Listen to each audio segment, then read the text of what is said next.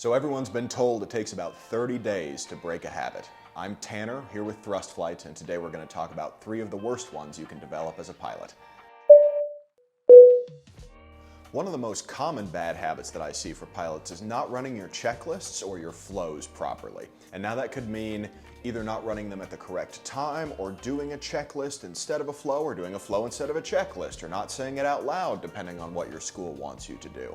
But we don't train these habits, especially in these light airplanes, these training airplanes, because these aircraft are incredibly complicated, or because they need all of these checklists, or they need all of these motions.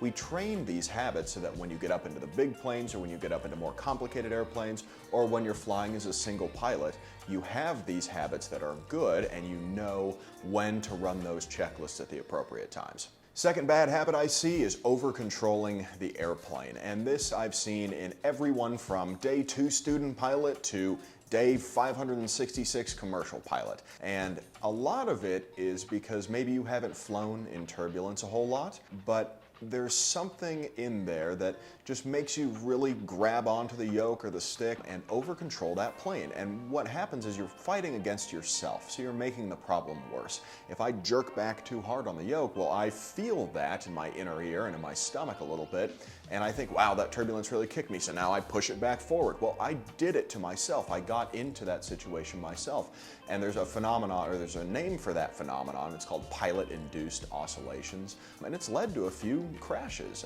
There was an American Airlines jet that tore its own tail off because they were fighting themselves. And so just making sure that you don't over-control that airplane will keep you out of situations like that. And the last bad habit that I want to talk about today that I see from pilots, I've actually already talked about a little bit in a previous video. It's rushing. And whether that's rushing on your check ride, or rushing to make a decision, or rushing to get to your destination, you know, we call that get there-itis, right? Pleasing those passengers, making sure that you get back at home. Rushing is going to get you in so much more trouble than if you would have just laid back, relaxed a little bit, taken a second to get your wits about you, and then made an informed and responsible decision. Well, that wraps it up today for the 3 worst habits of a pilot. Leave a comment below with the worst habits that you've seen in a pilot, and don't forget to like and subscribe so you don't miss out on future content. Oh, crap. And don't forget to like and subscribe so you don't miss out on future videos.